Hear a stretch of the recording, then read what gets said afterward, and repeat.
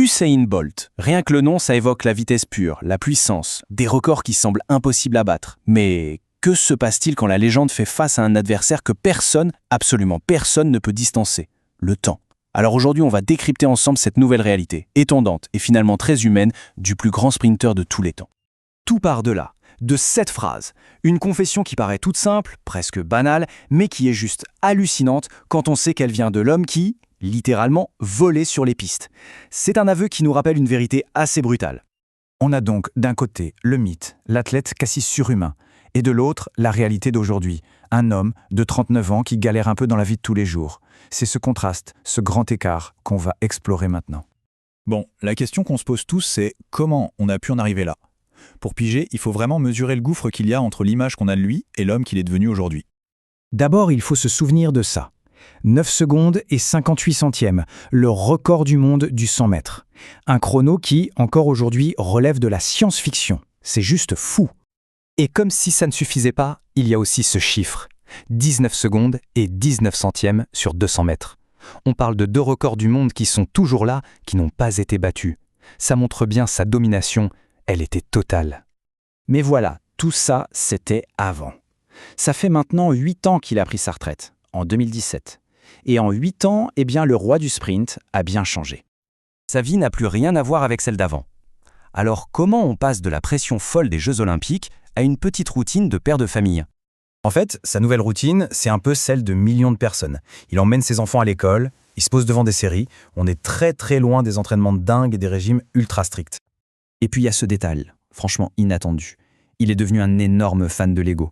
C'est ce genre de touche très humaine qui contraste à fond avec la machine de compétition qu'il a pu être. Forcément, cette nouvelle vie, ça se voit aussi sur la balance. Son coach le forçait à rester sous les 100 kilos, mais aujourd'hui, il pèse autour de 113. C'est un défi assez classique pour beaucoup de sportifs à la retraite.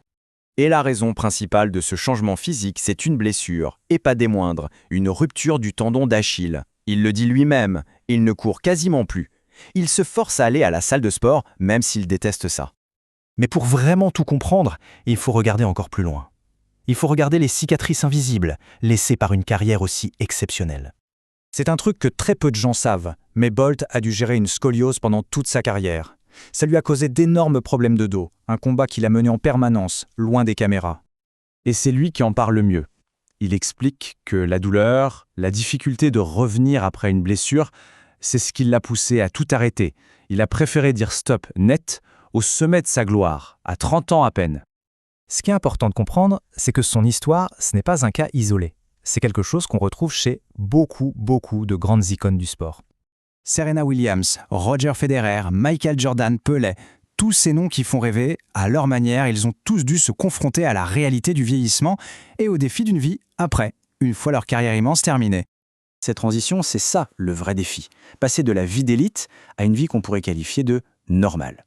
Ça montre bien qu'il faudrait peut-être mieux accompagner les athlètes à la retraite pour les aider à gérer ces énormes changements.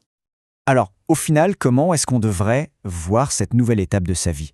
Est-ce que c'est un déclin ou est-ce que c'est pas plutôt un nouveau chapitre? Un chapitre qui, finalement, le rend plus proche de nous? Attention, l'esprit du champion, lui, il est toujours là. Il pense même à refaire quelques tours de piste. Pas pour battre des records, non, juste pour retrouver son souffle. L'envie de se dépasser, ça ne l'a jamais quitté. Ça nous amène à la question de fond.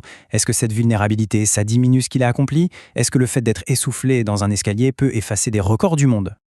En fait, c'est tout le contraire. Cette franchise, cette humilité, ça ne fait qu'enrichir son histoire. Ça rend la légende beaucoup plus accessible, plus humaine, et peut-être, au fond, encore plus inspirante. Parce qu'en fin de compte, il y a une course que personne ne gagne jamais. C'est la course contre le temps. Ce qui reste, au final, ce n'est pas seulement la vitesse à laquelle on a couru au sommet, mais c'est aussi la dignité et l'honnêteté avec lesquelles on continue d'avancer.